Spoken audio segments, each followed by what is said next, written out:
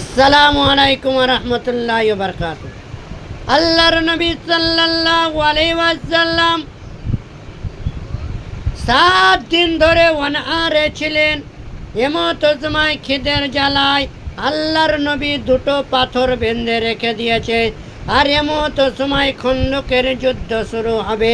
অমত সময় সমস্ত সাহাবীরা কিন্তু খন্দক করতে করতে আল্লাহর নবী সাল্লাল্লাহু আলাইহি ওয়াসাল্লামের পেটে পাথর বাঁধা আছে।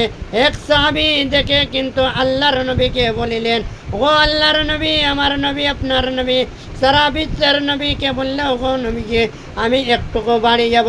আল্লাহর নবী পারমিশন দিয়ে দিল, বাড়ি গেল। তখন বাড়িতে গিয়ে দেখছে তো একটা ছোট বাচ্চা ছাগলে ছিল, তাকে জবাই করলো। আল্লাহর নবীর পেটে পাথর বাঁধা দেখে সেই সাহাবী কিন্তু দৌড়ে বাড়ি চলে গেলেন। ভাই, লাইক শেয়ার কমেন্ট করবেন আপনারা অবশ্যই।